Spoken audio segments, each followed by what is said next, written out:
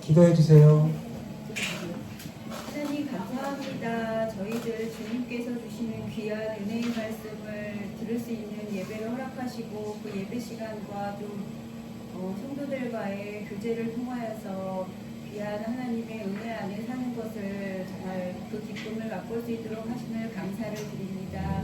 하나님, 저희가 오늘도 성경 공부로 모여서 하나님께서 주시는 그런 귀한 가르침을 받고자 합니다. 저희들의 피곤한 육신이지만 하나님 일깨워 주시고, 그리고 또 저희들의 눈을 열어서 하나님 말씀을 잘 깨달을 수 있도록 도와주시옵소서. 저희가 서로 이 시간을 통하여서 정말 하나님께서 주시는 비전을 발견하고, 그리고 또 하나님께서 저희들이 나아갈 길을 인도하고 함께하여 주심을 또한 깨달을 수 있는 귀한 시간 되게 하여 주시옵소서. 처음부터 끝까지 주님께서 인도하여 주시기를 소망하며 예수님 이름으로 기도합니다. 자, 오늘은 8과 사랑과 교정이 함께하는 셀만들기입니다. 자, 셀을 만들어야 되는데 사랑과 교정이 있어야 하고 또 그것이 함께하는 셀을 만들어야 됩니다. 예습을 해보시니까 사랑이 의미하는 바가 뭔 것 같으세요? 계속 반복되는 이야기 단어들이 나오는데, 은혜. 그쵸? 사랑은 은혜입니다. 그럼 교정은 뭘까요? 교정은 진리입니다. 그러면 함께하는은 뭘까요? 함께하는 충만? 네, 여기 책에 나오지 않지만 균형입니다. 균형. 그래서 주제는 은혜와 진리가 균형 있게 나타나는 공동체입니다. 은혜와 진리가 균형 있게 나타나는 공동체. 자, 그런 공동체를 만들기 위해서 우리가 어떻게 해야 하는지를 나누겠습니다. 마음 열기는 패스하겠습니다. 자, 말씀 보기 보시면 셀 교회란 두세 사람이 주의 이름으로 모인 모임을 말한답니다. 자, 어디서 많이 본 내용 아닌가요? 두세 사람이 주의 이름으로? 내 이름으로. 네, 그렇죠. 두세 사람이 내 이름으로 모인 그곳에는 나도 그들 중에 있느니라 하신 주님 말씀이죠. 마태복음 18장 20절 말씀입니다. 그래서 셀 교회는 단순한 친목 모임이 아니라 살아계신 그리스도께서 임재하시는 작은 교회다라고 말할 수 있겠습니다. 살아계신 그리스도께서 임재하시는, 그들 중에 있을 것이다 하셨으니까 임재하시는 작은 교회입니다. 자, 셀교회 원형은 예수님과 12 제자의 모임인데, 놀라운 것은 이 작은 셀교회에 강력한 구원의 능력이 나타났다는 겁니다.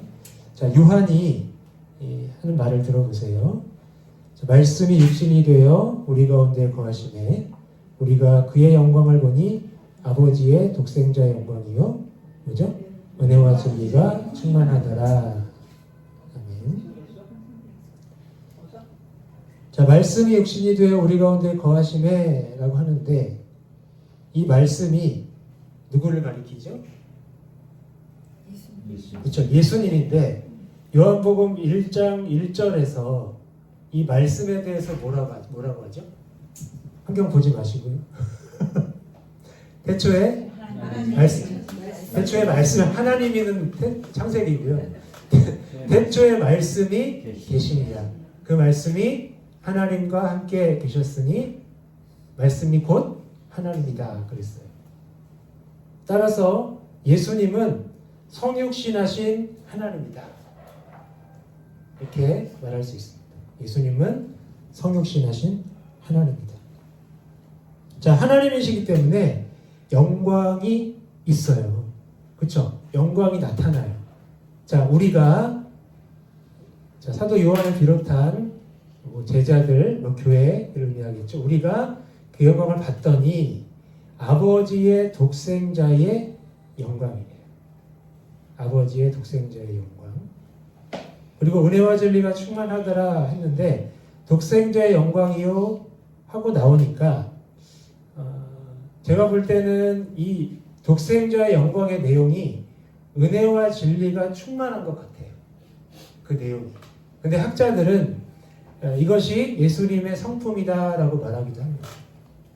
그래서 저는 흐름을 볼 때, 이 독생자의 영광이 은혜와 진리가 충만한 것이다 라고 생각을 했지만, 학자들은 예수님의 성품이고 이 은혜와 진리의 완전한 결합체시다 라는 것을 알 수 있습니다.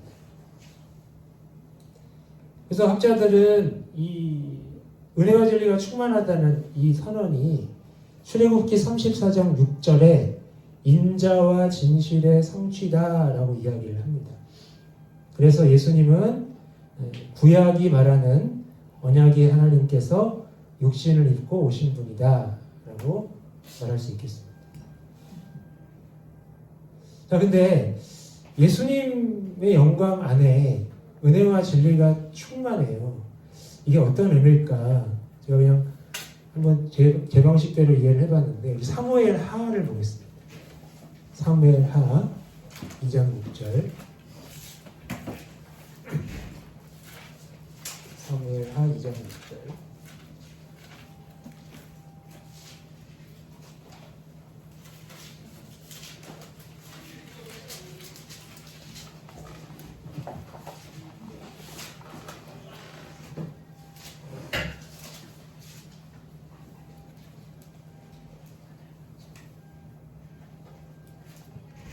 자, 6절에 보시면 너희가 이해를 하였으니 이제 여호와께서 은혜와 진리로 너희에게 베푸시기를 원하고 나도 이 선한 일을 너희에게 갚으시니 라고 이야기를 합니다. 자, 이 말은 다윗이 5절에 보시면 길르앗 야베스 사람들에게 전령을 보내서 한 말이에요. 왜 이 말을 했냐면 이 사람들이 사울에게 은혜를 베풀었대요. 아마 시신을 수습한 것 같습니다. 그래서 복을 받을지어다 라고 하면서 이 일을 하였으니 여호와께서 은혜와 진리로 베푸시기를 원한다 라고 말씀을 해요. 그러니까 하나님이 주시는 그런 복, 축복의 내용이 은혜와 진리죠.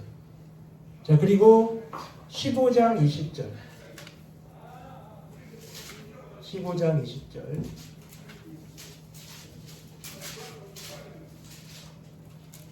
거기에도 비슷한 표현이 나옵니다. 자, 다윗이 예루살렘에 도망할 때의 이야기인데, 너는 어제 왔고 나는 정처 없이 가니 오늘 어찌 너를 우리와 함께 떠돌아다니게 하리요. 모두 돌아가고 내 동포들도 데려가라. 은혜와 진리가 너와 함께 있기를 원하노라. 네.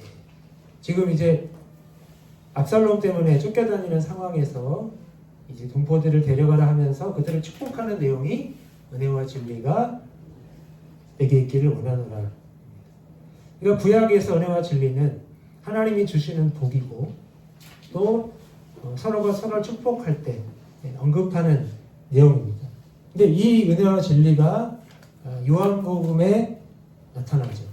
그렇죠? 요한복음 1장 14절 다시 보시면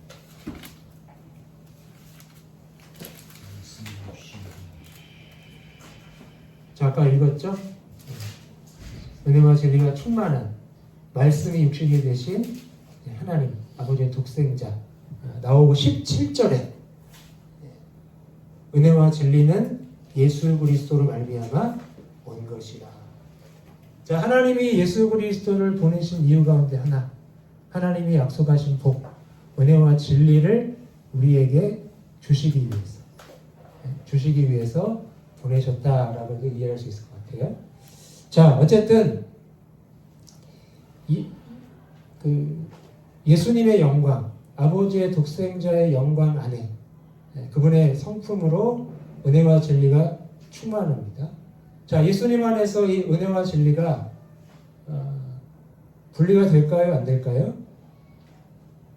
안 되죠. 네, 안 됩니다. 구분할 수 있겠지만 분리되지 않고 아까 말씀드린 것처럼 완전한 결합체를 이루고 있어요. 자, 그래서 이 은혜와 진리가 분리되지 않는다는 것이 예수님을 통해 어떻게 나타나는가를 한번 생각해 볼 텐데, 자, 하나님이 어떤 분이시죠? 하나님의 성품, 죄에 대해서 하나님이 죄를 가볍게 여기시지 않습니다. 이게 진리예요. 하나님이 죄를 가볍게 여기시지 않는다. 이게 진리고, 동시에 하나님은 죄인을 포기하시지 않는다. 이게 은혜입니다. 그러니까 하나님이 은혜와 진리가 충만하신 것처럼 예수님 안에서도 은혜와 진리가 분리되지 않아서 예수님도 사랑으로 품으시지만 동시에 우리를 바르게 세우시는 분이다. 이것을 알 수가 있습니다. 자, 따라서 은혜와 진리가 충만하신 예수님이 우리 가운데 거하신다면, 임재하신다면 셀교회도 예수님을 닮아야 한다 하는 것을 우리가 알 수가 있습니다. 자, 말씀 보기 1번. 은혜가 충만한 셀교회죠. 은혜가 충만한 셀교회. 자, 첫째, 은혜란 그럼에도 불구하고의 사랑이랍니다. 자, 무엇 때문에 사랑이 아니기 때문에 사랑받기 위해서 자신의 약점을 숨길 필요가 없고 자신의 강점을 과장해서 증명할 필요도 없습니다. 은혜는 자유 안에서 진정한 자기 자신이 될 수 있게 합니다. 은혜가 이렇다는 거죠. 근데 왜 그럴까요? 은혜는 단순한 어떤 심리적인 수용이 아니고 그리스도의 십자가에 근거한 구속적 사랑이기 때문에 자유 안에서 진정한 자기 자신이 될 수 있게 하는 것입니다. 자, 두 번째 은혜의 정의는 은혜란 용납 플러스 알파다. 자, 두 번째 줄에 판단하지 않는 것에서 그치지 않고 실제적인 도움을 주는 것을 의미한대요. 자, 성경적 용납. 우리는 용납 그러면 그냥 받아들이고 마는 거, 더 이상 뭐 이야기하지 않고 내버려 두는 것처럼 생각을 하는데, 성경적 용납은 방관이 아닙니다. 방관이 아닙니다. 자, 하나님께서 우리를 예수님을 통해서 우리를 용납하셨잖아요. 자, 그 다음에 하나님이 어떻게 하셨죠? 우리에게 예수님이 약속하신 성령을 우리에게 보내셔서 또 다른 보혜사로 우리를 도와주셨어요. 그렇죠? 그렇게 하신 것처럼, 자, 셀에서의 은혜도 아주 구체적인 성도들 간의 어떤 견인, 이끌어줌으로 나타나야 하는 겁니다. 이런 말이 있습니다. 서로가 끝까지 믿음의 길을 가도록 돕는 것이 진짜 은혜다. 서로가 끝까지 믿음의 길을 갈 수 있도록 돕는 것이 진짜 은혜다. 그럼에도 불구하고 용납 플러스 알파 나타나는 거죠. 자, 셀에서의 은혜가 있는 셀은 어떠해야 하는가? 먼저 실패해도 괜찮은 안전한 분위기. 근데 이게 죄를 가볍게 여긴다는 뜻도 아니고요. 또 변화가 없어서 괜찮다. 그런 말은 더더욱 아닙니다. 자, 두 번째, 나쁜 면이 드러나도 그대로 받아주는 수용이긴 한데 있는 그대로 머물러도 된다는 뜻은 아닙니다. 자, 있는 모습 그대로 와야 돼요. 하지만 그대로 머물러 있어서는 안 된다. 그런 의미입니다. 그 다음에 세 번째, 다시 목표를 향해 갈 수 있도록 하는 구체적인 지원이다. 다시 일어날 수 있도록 돕는 공동체라는 거죠. 은혜는 그냥 분위기 좋은 게 아니고 예수님이 십자가에서 우리 대신 대가를 치르셨기 때문에 가능한 사랑이다라는 말이 있습니다. 은혜는 그냥 분위기 좋은 게 아니라 예수님이 십자가에서 우리 대신 값을 치르셨기 때문에 가능한 사랑이다. 그 사랑을 알기 때문에 우리가 이런 은혜를 함께 나눌 수 있는 것이죠. 자, 그 다음 2번. 뭐가 충만한 셀교회일까요? 진리가 충만한 셀교회입니다. 자, 진리의 정의 첫째, 자신의 인격과 행위에 대해 정확한 인지고요. 엄격한 기준선을 제시하고 분명한 한계선을 설정해 주는 것. 둘째, 벗어났을 때 아프게 지적하여 교정하고 바르게 할 수 있도록 철저히 훈련하는 것이다. 자, 여기서 말하는 진리는 기준과 교정 같아요. 그렇죠? 기준과 교정. 근데 성경에서 말하는 진리는 뭐죠? 성경에서 말하는 진리는 단순히 규칙이 아닙니다. 우리 요한복음 17장 17절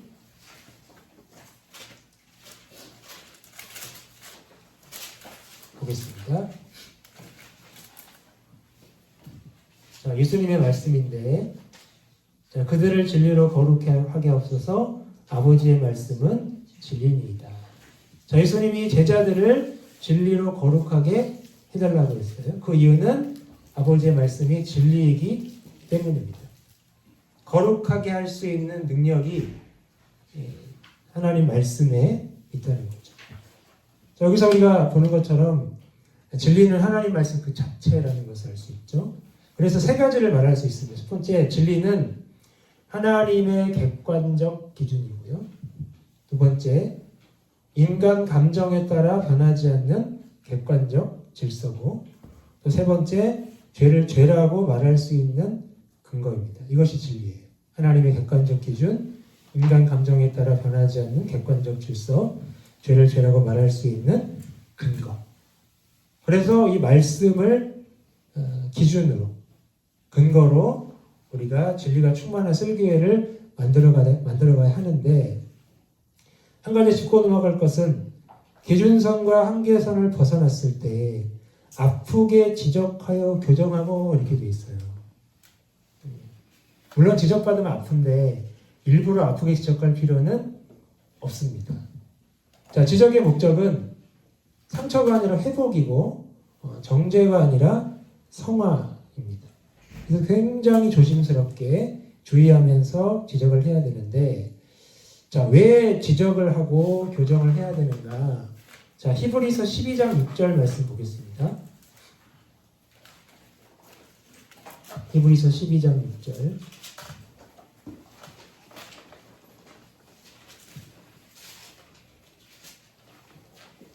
자, 함께 볼까요? 시작. 주께서 그 사랑하시는 자를 즐기하시고 그가 받아들이시는 아들마다 채찍질 하시니라. 아멘. 자, 누구를 징계하십니까? 그 사랑하시는 자를 징계하세요. 자, 그 사랑하시는 자가 누굽니까? 그가 받아들이시는 아들이에요. 8절에 보면 사생자요 너희에게 징계가 없으면 사생자요 친아들이 아니니라 라고 말씀을 합니다. 따라서 이 셀에서의 교정은 미움이 아니죠. 그렇죠? 사랑이죠.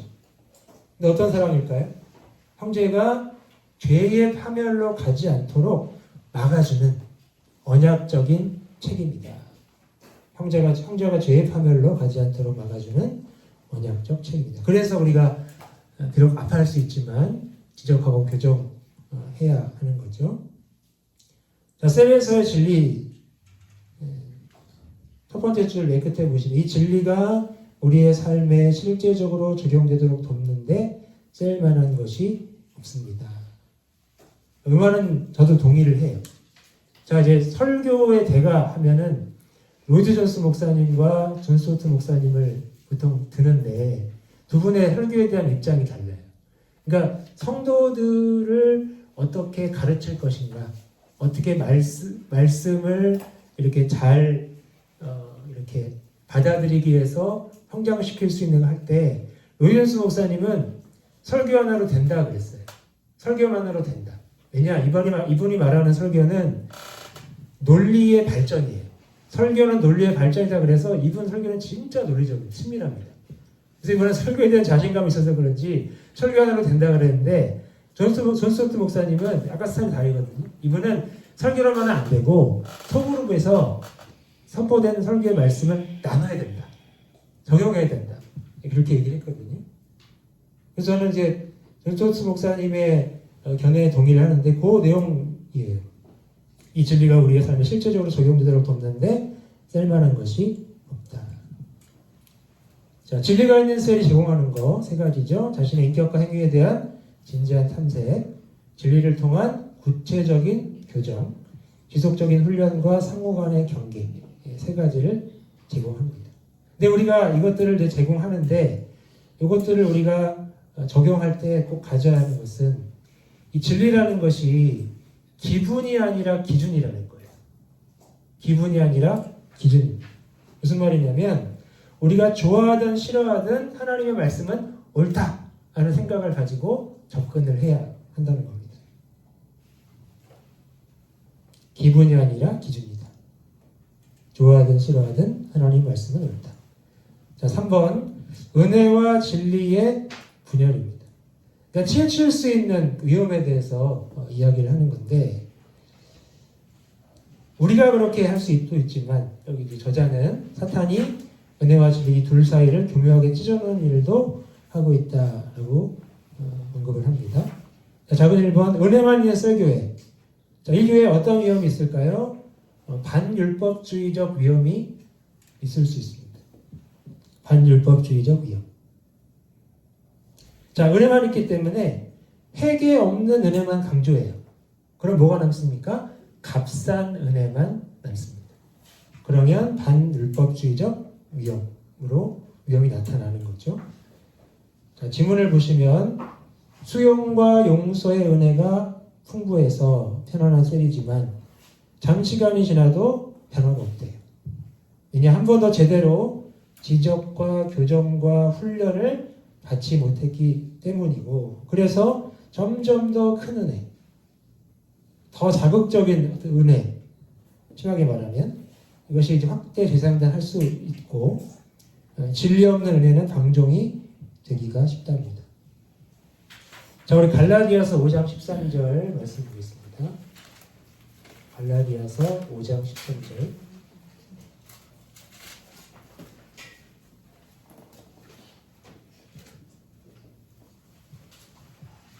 자, 308면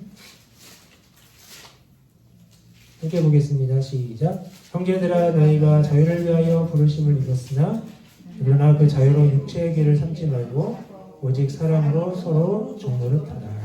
아멘. 자, 13절을 세 부분 나눈다면 이제 A 파트에서는 우리의 부르심이 어떤 부르심인가? 자유를 위한 부르심이다. 그리고 C 파트에서는 우리가 이 부르심을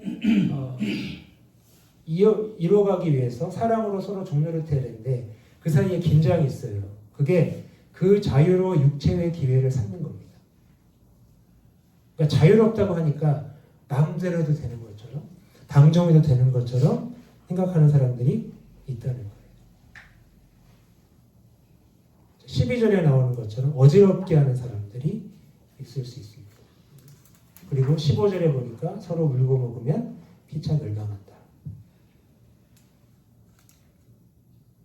자, 그래서 아까 언급한 것처럼 진리 없는 은혜는 방종이 되고 싶고 여기에는 진정한 변화가 없습니다. 자, 이런 말이 있습니다.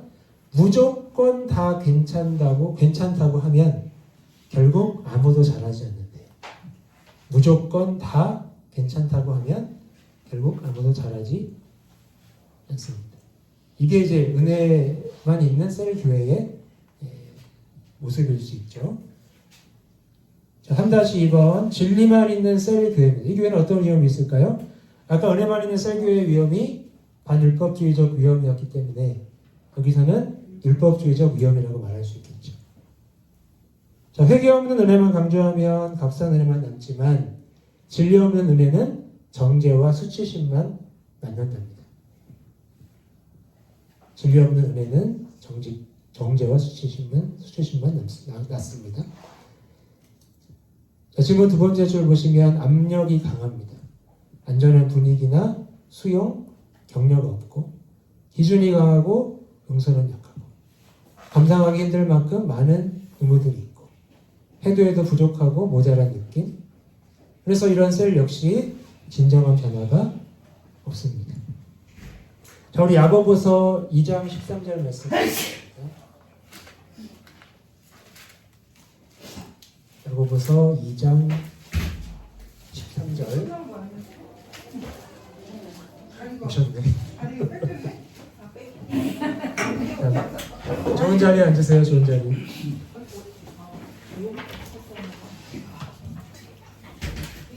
자, 야고보서 2장 13절 함께 읽겠습니다. 시작. 긍휼을 행하지 아니하는 자에게는 긍휼 없는 심판이 있으리라. 긍휼은 심판을 이기고 자랑하느니라.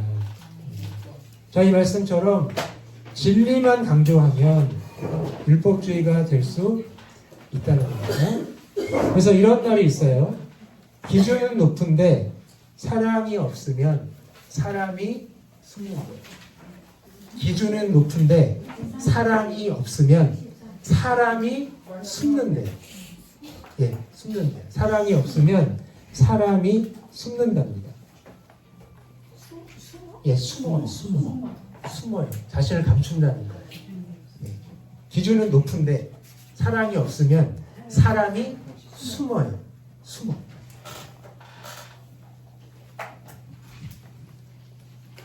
자, 그래서 꼭 필요한 것이 3번 은혜와 진리가 함께하는 셀프입니다. 결혼한 것 같이 항상 같이 있어야만 합니다. 자, 예수님은 베드로에게 은혜와 진리를 동시에 주고 있습니다. 누가복음 22장 함께 읽을까요? 시작. 시몬아 시몬아 너가 사탄이 너희를 밀가하려고 요구하였으나 그러나 내가 너를 위하여 믿음이 떨어지지 않기를 기도하였느니 너는 돌이킨 후에 내 형제를 굳게 하라. 그가 말하여 주여 내가 주와 함께 오게도 죽는데도 가기를 갈구하였으니라. 이시되 베드로야 내가 내게 말하노니 오늘 다 울기 전에 내가 세 번 나를 부인하리라 하시니라. 아멘. 자, 예수님이 예언하신 게 뭐죠? 자, 사탄의 요구를 말씀하시고 그래서 너를 위해 기도했다라고 하셨어요. 이 베드로가 그럴 리가 없습니다. 저는 안 그럴 겁니다 했는데 이걸 부인할 거야 라고 하셨어요. 이걸 한마디로 베드로의 실패입니다. 그렇죠? 예수님이 베드로의 실패를 예언하셨어요. 이게 진리예요. 베드로의 실패를 예언하신 게 진리인데 동시에 그를 위해서 기도하셨어요. 이게 은혜입니다. 기도하셨고 또한 버리지 않으셨습니다. 그러니까 예수님은 내가 너 넘어질 거야 라고 말씀을 하셨지만 그래도 나는 너를 포기하지 않는다 라고 하신 거예요. 다시요. 너 넘어질 거야 라고 말씀하셨지만 그래도 나는 너를 포기하지 않을 거야 라고 하셨어요. 이게 은혜와 진리입니다.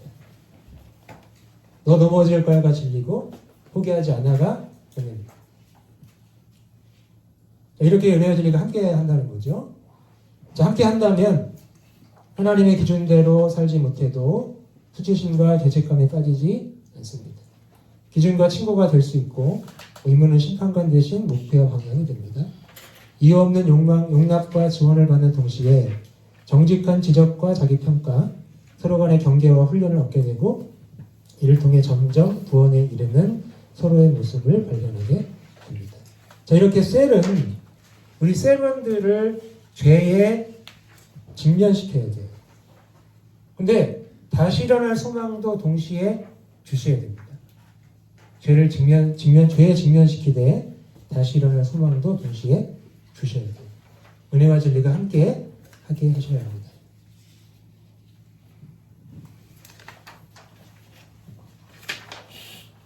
자, 4번입니다.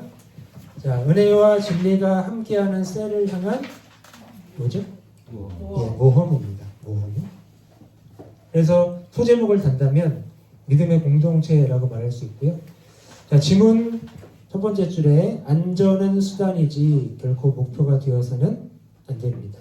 안정감이 생겼다면 이젠 죄를 고백하고 서로 정직하게 말하는 모험에 나서야만 합니다. 모험이란 길을 지으신 분, 하나님을 신뢰하기에 눈에 보이지 않는 세계로 들어서는 믿음입니다. 요 믿음을 히브리서가 말씀한다는 거예요.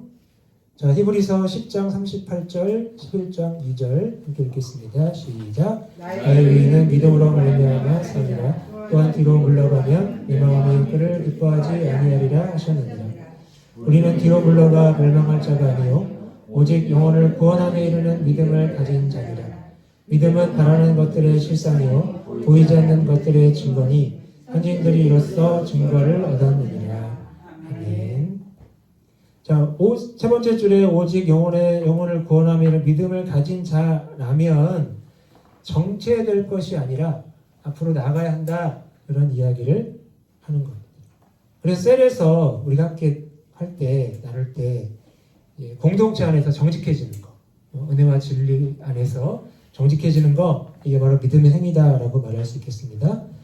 자, 밑에 질문 두 번째 줄에 좋은 공동체는 사랑으로 진실을 말하는 것을 모임의 유익과 당연한 일부로 받아들인답니다. 에베소서 4장 15절 오직 사랑 안에서 참된 것을 하여 범사에 너희까지 전하지. 자, 우리가 성장하려면, 모든 일에 성장하려면 사랑 안에서 참된 것을 해야만 하는 거예요. 그래서 진실을 말해야 됩니다. 이 질문에 문제가 되는 자세를 언급하죠. 수동적인 자세, 세론들의 기분을 맞추려는 자세, 무조건 편들어주는 자세. 이게 이제 문제라고 하는데, 수동적 자세는 이게 자칫하면 성격 비하로 갈 수 있어요. 천성적으로 수동적인 분들이 있거든요. 그분들은 좀 오랜 시간이 필요하고 또 많은 도전과 작업들이 필요한데, 그냥 이렇게 얘기하면 성격 비하가 될 수 있기 때문에 수동적 자세라고 말하기보다는 진리를 말하지 않는 침묵이라고 하면 좋을 것 같아요. 진리를 말하지 않는 침묵. 네. 진리를 말하지 않는 침묵은 사랑의 결핍이다. 네. 이렇게 이해하시면 좋을 것 같습니다.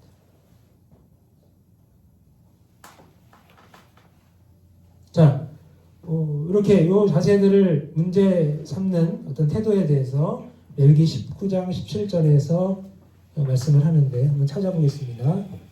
레위기 19장 17절.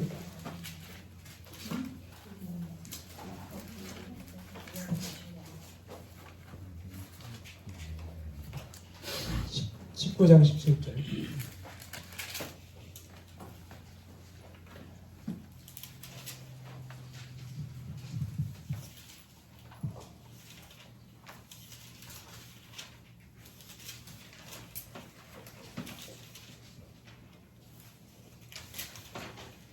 자, 17절 보겠습니다. 175면 시작. 너는 내 형제를 마음으로 미워하지 말며 이웃을 반드시 대적하라. 그러면 내가 그에 대하여 죄를 감당하지 아니하리라. 자, 형제를 마음으로 미워하지 말고 반드시 견책하래요. 자, 견책이 무슨 뜻일까요?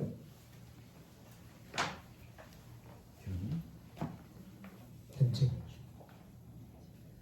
자, 세번역 성경에 보시면 이렇게 써 있어요. 이웃이 잘못을 하면 반드시 타일러야 된다. 이렇게 돼 있어요. 이웃이 잘못을 하면 반드시 타일러야 된다. 근데 이 형제가, 이 이웃이 어떤 잘못을 저질렀을까요? 뒤에 보면 그러면 내가 그에 대하여 죄를 담당하지 않을 거예요. 얼마나 큰 죄를 지었길래 이렇게까지 말씀하는가. 자, 16절에 보세요. 15절, 16절에 보시면 15절은 재판관들에 대한 이야기고 16절은 일반 백성들의 이야기 같아요. 둘 다 자기 동족들을 해야 하는 짓들을 했는데 16절에 보시면 너는 내 백성 중에 돌아다니며 사람을 비방하지 말고 내 이웃의 피를 흘려 이익을 도모하지 말라. 나는 여호와니라. 돌아다니면 사람 비방했대요. 허위사실을 유포하고 아무튼 뭔가 나쁜 말들을 터뜨렸겠죠. 그리고 피를 흘려서 이익을 도모. 여기 나는 여호와니라 라는 표현이 있는데 이제 하나님이 절대로 금하시는 거예요. 이런 죄가 여기 포함되어 있는 거예요. 그래서 반드시 타일러. 만약에 안 타일이잖아요. 타일르지 않잖아요. 그러면 이 죄를 지은 형제, 이 이웃이 이 죄에 대해서 심판받을 때 눈 감은 사람도 심판받는다는 거예요. 그런 의미입니다. 그래서 우리가 알게 되는 것은 침묵은 사랑이 아니다. 죄를 방치하는 건 오히려 미워하는 거다. 이런 것을 알 수 있습니다. 자, 물론 밑에 질문에 보시면 물론 지적 자체를 부정적으로 생각하는 경향이 있고 또 맨 끝에 지적에 대한 기대감 자체가 없을 수도 있어서 우리가 먼저 해야 될 일들이 있습니다. 이게 뭐냐면 자, 먼저 나와 있죠. 먼저 셀그룹 안에서 건강한 지적의 필요에 대해 셀러들이 공감할 수 있도록 만들어야 되는데 어떻게 만드느냐 나오죠. 상처 주었던 경험들, 아니면 적절한 제한과 지적이 가져다 준 유익을 나누면 세론들이 건강한 방식으로 서로 지적할 용기를 얻게 된대요. 그래서 이 지적하는 게 어려운 것도 아니고 비참한 것도 아니라는 사실을 배우게 된답니다. 그래서 상대방을 형제로 얻게 되는 경험을 할 수 있다고 이야기를 합니다. 그거 지적질 잘못하면 우리가 여기 이제 나중에 지적하는 방법도 나오니까 우리가 하는 지적은 그 성경 여기서 말하는 지적이 아니에요. 네. 자 마태복음 좀 다릅니다. 그러니까 그 교정이라고 이해하시면 돼요. 제목처럼 교정 정도로 이해하시면 됩니다. 자 마태복음 18장 15절 내 형제가 죄를 범하거든 가서 너와 그 사람만 상대하여 권고하라. 만일 들으면 내가 내 형제를 얻은 것이요. 자, 형제가 죄를 범했을 때 어떻게 해야 됩니까? 세 가지가 나와 있죠. 첫 번째, 가야 돼요. 두 번째, 너와 그 사람과만 상대해서 세 번째, 권고하라. 그렇게 형제를 얻을 수가 있는데 여기 너와 그 사람과만 상대하여 이 표현을 세번역 성경에서는 단둘이 있는 자리에서라고 했습니다. 단둘이 있는 자리에서. 죄를 범한 게 맞아요. 근데 제 생각에는 아마도 이 사람만 본 것 같아요. 이 사람만 봤으니까 이 사람만 따로 만나서 이야기해라 그것 같아요. 권고는 충고하라는 겁니다. 충고. 자, 그래서 예수님이 하시는 말씀은 개인적으로 먼저 권면하라 이런 뜻이에요. 공개 망신을 주지 말고 회복을 시켜라 이런 뜻입니다. 자, 단둘이 있는 자리에서 너와 그 사람과만 상대하여 공개 망신 아닙니다. 인민재판 아닙니다.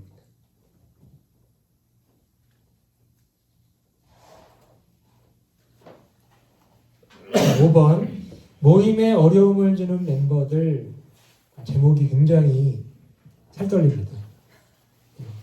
자, 여기서 중요한 게 뭐냐면 이 사람들을 모임에 어려움을 주는 멤버들을 문제 인물로 낙인 찍으시면 안 돼요. 그 사람 문제 있어. 이렇게 가시면 안 됩니다. 왜냐하면 여기 이제 다양한 유형이 나오잖아요. 이 모든 유형들이 죄와 상처의 다양한 표현이기 때문에 그렇습니다. 자, 먼저 셀이 채워질 수 없는 정서적 의존이 있고 셀 나눔 시간을 너무 많이 잡아먹고 그러면서도 셀이 사랑, 함량, 미달이고 불평하는 사람 어떤 사람일까요? 의존된 사람이죠. 그 다음에 남의 말을 자르고 기밀유지 약속을 어기고 규칙은 안 지켜도 된다고 생각한 특권의식, 특별 대우 또 권위에 대한 반발 어떤 사람일까요? 규칙을 깨는 사람. 규칙을 깨는 사람이죠. 그렇죠? 자, 그 다음에 자기가 아무것도 안 하는 것이 영적이라고 생각을 하고 나서봐야 버림받는다 해서 수동적 자세를 취하고 수동적 어휘를 많이 쓴대요. 어떤 사람이죠? 수동적인 사람이고 또 침묵의 시간이 어색해서 인상 좋게 하려고 자아도취에 빠져서 자기 이야기에만 열을 올리는 사람이 있대요. 수다가 많은 사람. 셀 안에 수다맨들이 있을 수 있죠. 수다맨들.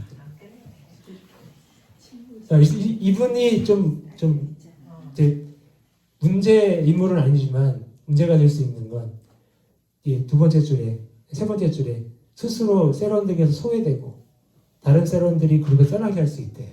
그러니까 요거는 막아야 되는 거죠. 절제를 시켜야 돼요.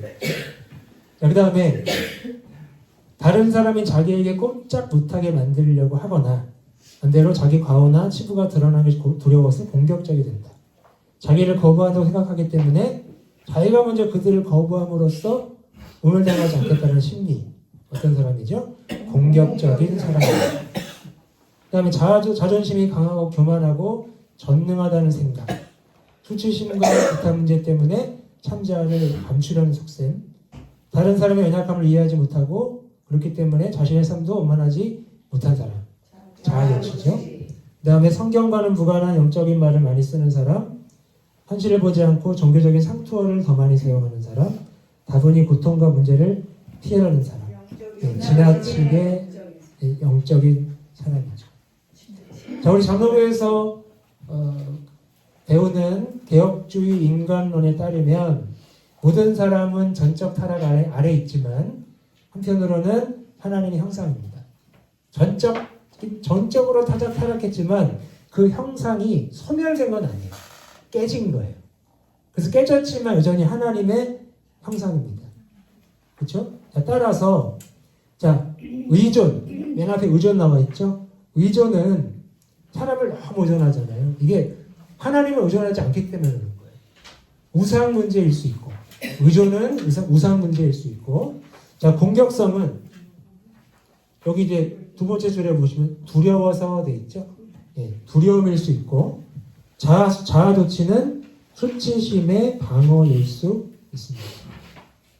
자, 그래서 셀 리더는 이런 분들을 교정의 대상, 고쳐야 될 사람, 뭐 생각하시면 안 되고, 목양의 대상으로 생각하셔야 돼요.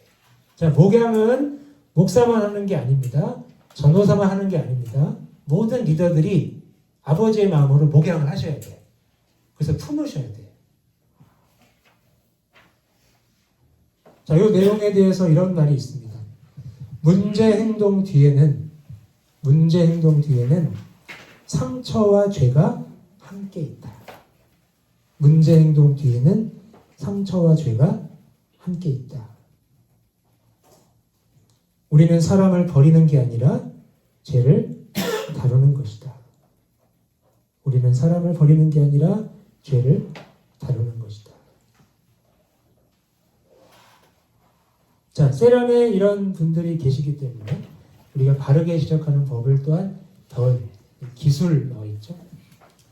자, 평소에 피차 지적을 잘 받아들이는 것은 자기 영혼을 사랑하는 지혜의 핵심임을 상기한다 하면서 잠언 15장 말씀 인용하고 있는데, 훈계받기를 싫어하는 자는 자기의 영혼을 경히 여깁니다. 세번역 성경 보시면 자기 생명을 가볍게 여기는 것이다 라고 되어 있고요. 견책을 달게 받는다 하는 것은 책망을 잘 듣는다는 뜻입니다. 책망을 잘 듣는다. 자, 그런 사람은 뭘 얻어요? 지식을 얻고, 또 영혼 얘기 빼놓을 수 없겠죠. 예, 자기를 구원하는 거예요. 예. 그 문제에서. 자, 그 다음에 마치 경찰이라도 된 듯이 멤버가 무슨 잘못을 할 때마다 지적해서는 안 됩니다. 대신 명백하게 문제를 야기하는 반복된 습성에 대해서 지적합니다.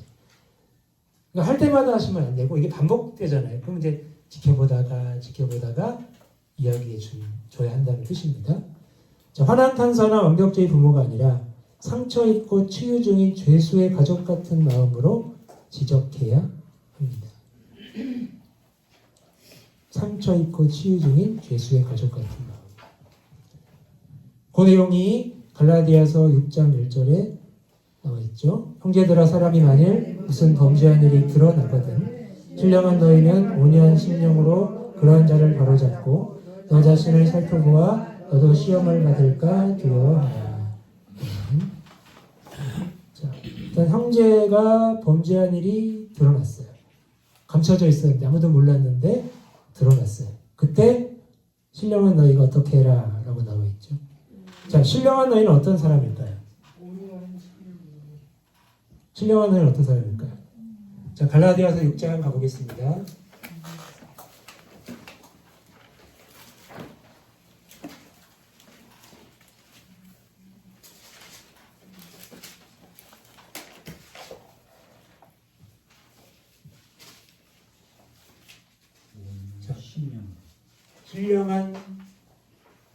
신령한 너희 이렇게 돼 있죠. 어떤 사람들일까요? 그 앞에 문맥을 따라가시면 돼요. 자, 24절에, 자, 25절에 보시면 성령으로 살면 또한 성령으로 행하라 돼 있고, 24절에 그리스도 예수의 사람들은 육체와 함께 그 정욕하신 탐심을 십자가에 못 박았다라고 돼 있고 16절에 보시면 너희는 성령을 따라 행하라 그리하면 육체의 욕심을 이루지 아니하리라. 18절에 성령의 인도하시는 바가 되면 율법 아래에 있지 아니하리라 말씀이에요. 계속 성령 얘기예요.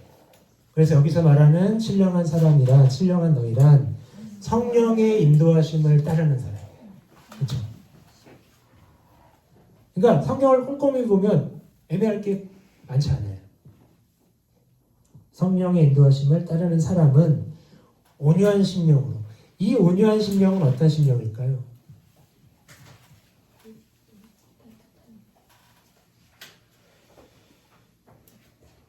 편협하지 않고.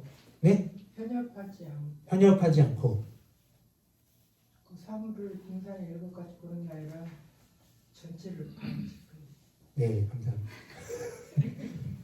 자, 5장 14절 보시면 율법에 대해서 언급해요. 율법은 내 이웃 사랑하기를 내 자신같이 하라 하신 말씀에서 이루어졌다 하거든요. 여기서 말하는 온유함도 이웃 사랑과 관계가 있고 또 2절에 보시면 요 일을 위해서 짐을 서로 지라 같이 바로잡아라 하면서 그리하여 그리스도의 법을 성취하라 그랬어요.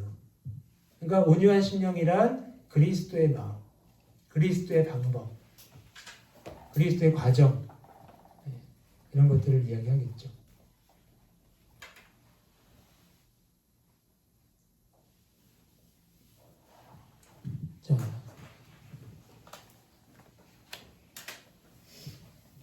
자, 이렇게 신령한 너희는 온유한 심령으로 그러한 자, 범죄한 자를 바로잡고 너 자신을 살펴보아 너도 시험을 받을까 두려워하래. 유혹에 빠지지 않도록 조심하라는 겁니다. 그래서 우리가 범죄한 형제를 바로잡을 때, 교정하고 지적할 때 우리도 굉장히 겸손하고 조심해야 됩니다. 그 다음에 빙빙 돌려 모호하게 말하지 말고 사안의 정곡을 찔러야 한답니다. 그렇지 않은 지적은 막연하게 정죄하고 시려하는 것으로 비춰질 수가 있습니다. 에베소 4장 25절 거짓을 버리고 각각 그 이웃과 더불어 참된 것을 말하라. 이는 우리가 서로 지체가 됨이니라. 자, 이웃과 더불어 참된 것을 말해야 됩니다. 말해줘야 됩니다. 근데 참된 것을 말하기 위해 선행되어야 될 조건이 뭐가 있을까요? 참된 것을 말하기 위한 선행 조건. 이 말씀에서 그렇죠. 거짓을 버리고 참된 건 말해야 돼요. 안 버리고 말하면 안 됐습니다. 그래서 서로 지체이기 때문에 이렇게 하라는 겁니다. 자, 그 다음에 뒤에서 혹은 속으로 하지 말고 앞에서 지적해야 한다. 뒷담화하지 말고 차라리 앞담화해라. 이런 말인데 네. 잠언 27장에 보면 면책은 숨은 사랑보다 낫대요. 자, 그럼 면책은 뭘까요? 자, 숨은 사랑보다 낫대요. 숨은 사랑의 반대말이에요. 자, 세번역 성경에는 드러내놓고 꾸짖는 것 이렇게 돼 있어요. 숨은 사랑의 반대니까. 드러내놓고 꾸짖는 것. 참 번역을 잘했죠. 드러내놓고 꾸짖는 것. 그러니까 진심 어린 충고죠. 그래서 이런 말을 할 수가 있을 것 같아요. 사랑은 때로 대놓고 말해야 된다. 사랑은 때로 대놓고 말해야 된다. 맞아요. 뒤에서 말하면 더 기분 나빠요. 돌아오면 더 기분 나빠요. 그 다음에 당위성보다 자기 감정이나 자기 의견임을 밝히면서 지적하는 것이 좋답니다. 자, 당위성은 이렇게 해야 돼. 이게 맞아. 이게 옳아. 이게 당위입니다. 틀린 말은 아니죠. 근데 기분 나빠요. 이거보다 자기 감정. 내가 자기 말 때문에 어떤 말 때문에 어떤 행동 때문에 내가 마음이 불편했어. 상했어. 어려웠어. 이런 식으로 접근하는 거예요. 이게 자기 감정이고 자기 의견은 뭘까요? 내 생각은 이래 하면서 접근하는 거죠.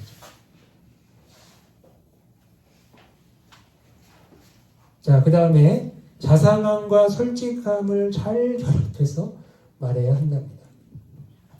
데살로니가전서 5장 14절 시작.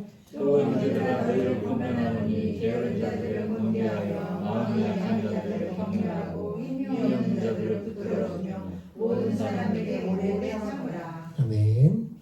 자, 우리 형제들이 권면해야 할 대상 크게 세 부류가 나와 있어요. 누구죠? 게으른 자, 마음이 약한 자, 힘없는 자들 세 부류입니다. 자, 게으른 자들에게는 어떻게 해야 돼요? 권계, 훈계하라는 겁니다. 자, 게으른 사람은 무질서하게 사는 사람이에요. 막 사는, 아무렇게나 막 사는 사람. 여기 데살로니가전서 특별히 예수님의 재림과 관련이 있거든요. 예수님이 곧 오신다 그러니까 그럼 나 마음대로 살아도 되겠네. 막 살았거든요. 그런 사람들에 대해서 훈계하라. 마음이 약한 자들은 격려하고 힘이 없는 자들은 붙들어줘, 도와줘라 이런 뜻이에요.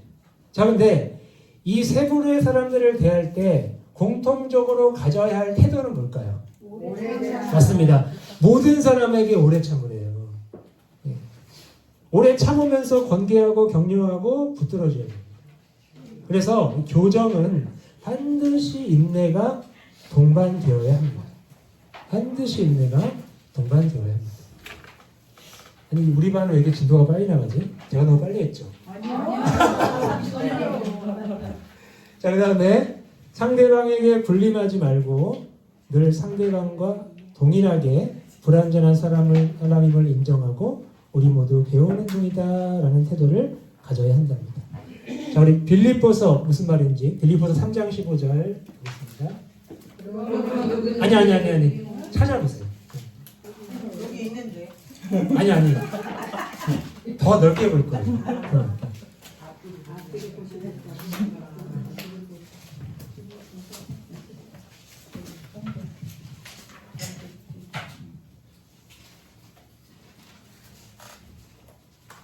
자, 일단 15절 먼저 읽을게요. 시작. 이렇게 생각하지 만일 어떤 일에 너희가 달리 생각하면 하나님이 이것도 너희에게 나타내시리라. 아멘. 자, 무슨 말입니까? 이 말이 무슨 뜻일까요? 이것만 보면 몰라요. 근데 맨 앞에 접속사가 뭐가 있어요? 그러므로 앞에 보시면 돼요. 뼈를 향하여. 자, 일단 누구든지 온전히 이룬 자들은 할 때 이 표현은 이제 성숙한 사람을 의미하는데 우리 온전히 이룬 자들이잖아요. 그러니까 바울을 포함한 성숙한 사람들을 말하는 거예요. 근데 그 앞에 보면 바울이 어떻게 살아왔는지를 이야기하고 앞으로 어떻게 살아가야 할지에 대해서도 이야기를 합니다. 자, 이렇게 생각하래요. 여기 15절은 이렇게가 없어요. 앞에 있습니다.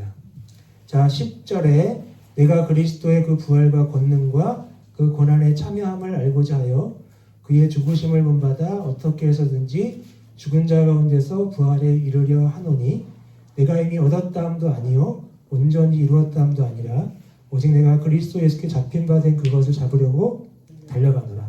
형제들아 나는 아직 내가 잡은 줄로 여기지 아니하고 오직 한 일을 즉 뒤에 있는 것은 잊어버리고 앞에 있는 것을 잡으려고 푯대를 향하여 그리스도 예수 안에서 하나님이 위에서 부르신 부름의 상을 위하여 달려가노라 하면서 그러므로 나오는 거예요. 자, 바울이 왜 예수님의 죽으심을 본받았나요?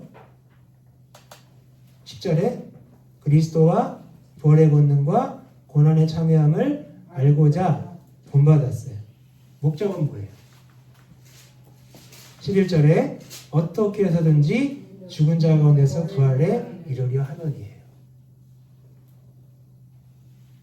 참여함을 알고자 죽으심을 본받아서 부활에 이르려 했대요. 그렇죠? 근데 누가 봐도 바울이 아니면 이걸 얻을 수 없을 것 같아요. 근데 바울이 뭐라 그래요? 12절에 내가 이미 얻었다함도 아니요 온전히 이루었다함도 아니고 오직 내가 그리스도 예수께 잡힌 바 된 그것을 잡으려고 달려가고 13절에 아직 내가 잡은 줄 여기지 않고 또 잡으려고 가고 앞에 있는 걸 잡으려고 하고 표대를 향하여 불의상을 향하여 달려간다. 이렇게 생각하라는 거예요. 온전히 이룬 자들은 우리 온전히 이룬 자들은 이렇게 생각하래요. 근데 이렇게 생각 안 하면 어떻게 될까요? 바울도 이렇게 생각했어요. 우리가 볼 때 온전히 이룬 것 같은데 아니에요. 계속 달려간대요. 보세요. 15절에 생각할지니 하면서 조건이 나오죠. 만일 어떤 일에 너희가 달리 생각하면 하나님이 이것도 너희에게 나타내시리라. 이렇게 생각과 달리 생각이 대비되죠. 이렇게 생각은 계속 달려가는 거예요. 믿음으로. 잡기 위해서. 근데 달리 생각하는 건 잡았다고 생각하고 안 달려가는 거예요.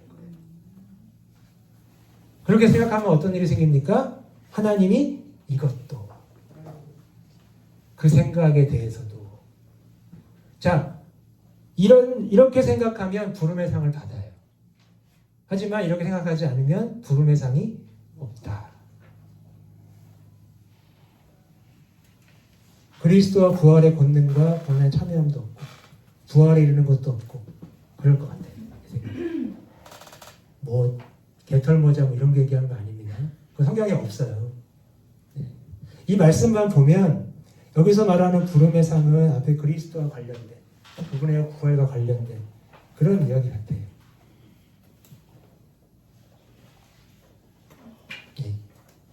그러니까 우리도 성숙하더라도 겸손하게 생각해야 한다는 거죠. 우리는 계속 표대를 향해서 부름의 상을 얻기 위해서. 그래서 우월감이 아니라 동행의 태도로 접근해야 됩니다. 그 다음에 지적한 후에는 깨끗이 용서하랍니다. 자, 누가복음 17장을 펴보겠습니다. 17장 3절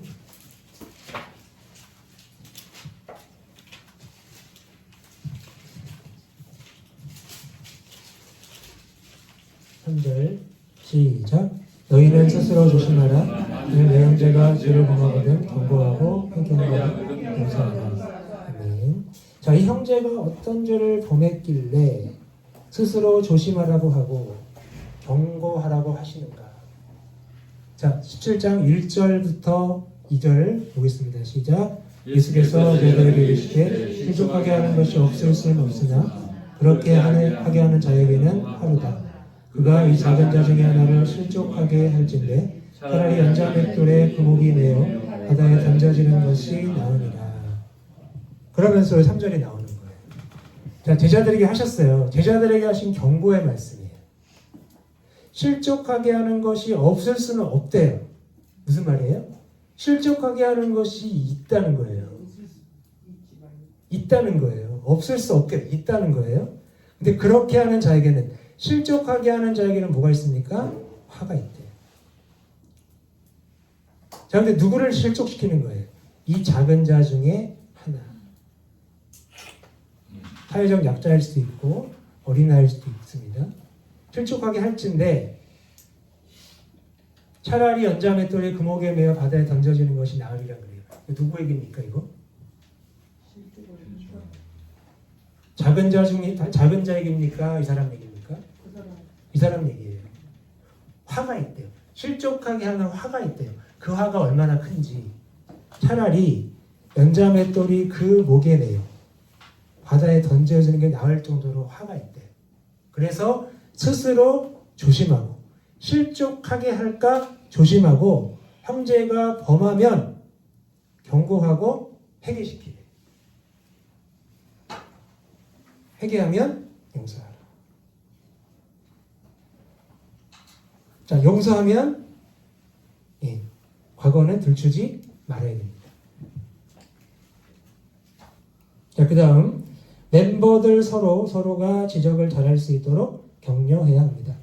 셀 리더보다 셀원들이 서로를 지적하는 편이 훨씬 나음을 명심해야 합니다. 자, 데살로니가전서 5장을 펼쳐보겠습니다.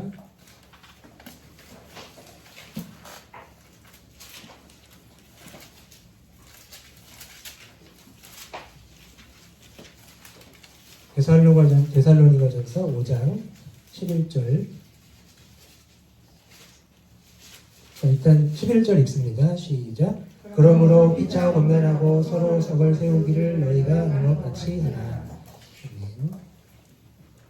자, 피차 권면하고 서로 덕을 세우라는데 그러므로가 있어요. 앞에 내용을 봤습니다. 9절과 10절에 보시면 하나님이 우리를 세우시면 노하심 이르게 하심이 아니요 오직 우리 주 예수 그리스도로 말미암아 구원을 받게 하심이라. 예수께서 우리를 위하여 죽으사 우리를 하고 깨어있든지 자든지 자기와 함께 살게 하려 하셨느니라. 그러므로 나와 있습니다. 자, 하나님이 우리를 세우신 목적이 뭡니까? 노하심이 아니고 예수님으로 말미암아 구원을 받는 거예요. 자, 이 구원은 결국 예수님과 함께 살게 되는 겁니다. 단순히 죽어 천국 가는 게 아니에요. 보세요. 우리로 하여금 깨어있든지 자든지, 잔다는 건 죽는다는 거예요. 깨어있든지 자든지 자기와 함께 살게 하려 하는 거예요. 살리시려는 거예요. 그래서 피차 권면하라는 거예요. 덕을 세우지 않으면 구원이 아니라 노하심에 이를 수 있고 함께 못 살 수도 있다. 그렇게까지 말할 수 있을 것 같아요. 그래서 권면하고 덕을 세우라고 하시는데, 자, 피차 권면하고 서로 덕을 세우라고 그랬습니다. 그래서 함께 서로 시작하는 편이 훨씬 낫다. 자, 마지막 셀 전체에 영향을 미치는 중요한 문제는 셀 리더가 따로 만나서 지적을 해야 합니다. 정직하게 말하고 경계를 확실히 그어주고 부정당하지 않아야 하며 동시에 포기하지 않고 끝까지 품고 수용할 것이라는 믿음과 확신도 주어야 합니다. 자, 따로 만나서 지적하시는데 이 두 번째 줄에 조종당하지 않아야 된대요. 내가 설득당할 수도 있는 겁니다. 이걸 조심하시면서 포기하지 말고 품고 확신을 주시고. 여기 결론을 좀 적어보시면 좋겠습니다. 자, 은혜 없는 진리는 상처가 되고, 은혜 없는 진리는 상처가 되고, 진리 없는 은혜는 방종이 된다. 예, 방종. 방정이 아니고 방종. 예수님처럼 은혜와 진리가 함께할 때,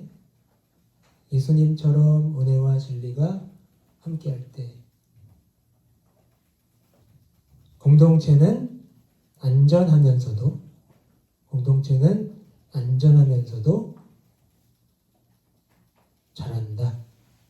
잘한답니다. 잘한다. 여기에 대해 결론적인 내용이고요.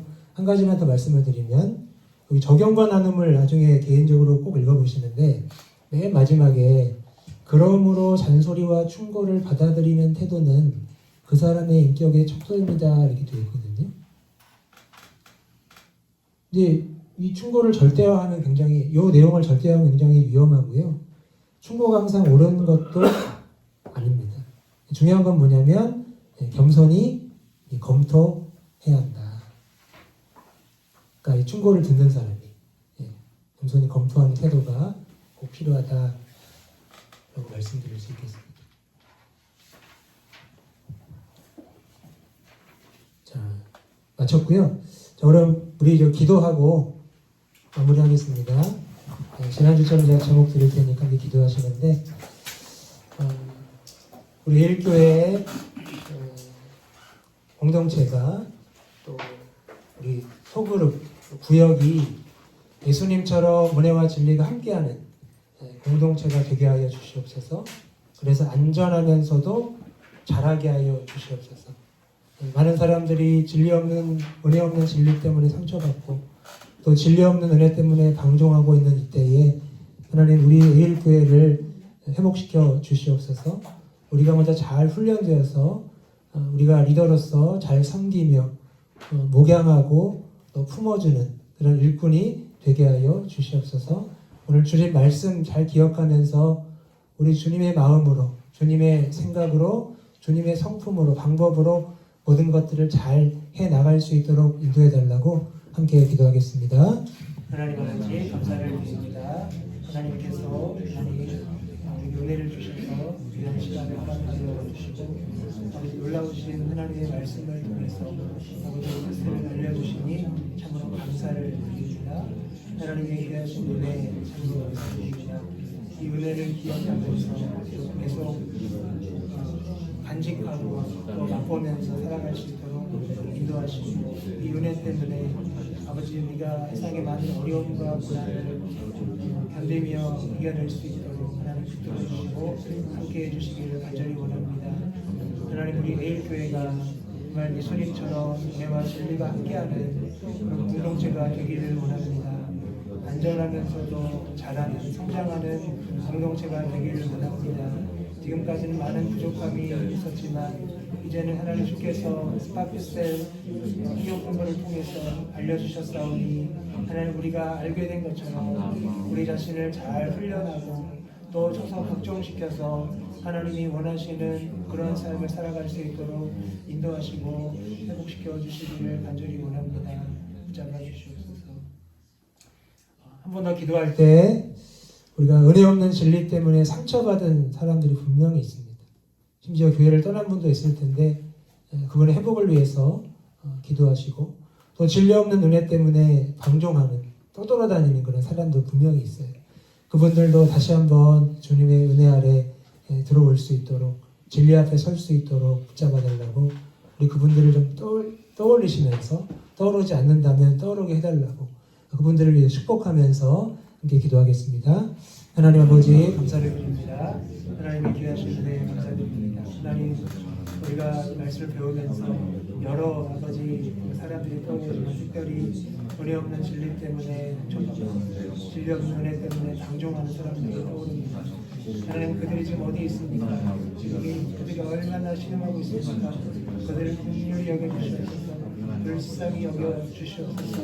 하나님의 은혜로 하나님의 진리로 그들을 새롭게 해주시기를 원합니다. 그들의 상처가 아물게 하시고 그들의 방종이 끝나게 하셔서 주님 앞에서 참 하나님의 사랑으로 참 하나님의 백성으로 살아갈 수 있도록 이끌어주시고 역사해 주시기를 하나님 간절히 원합니다. 하나님 인도하여 주시옵소서. 함께 하시고 붙들어 주시고 놀라우신 복과 은혜로 지도해 주시기를 원하오니 주여 인도하시고 주님 역사하여 주시옵소서.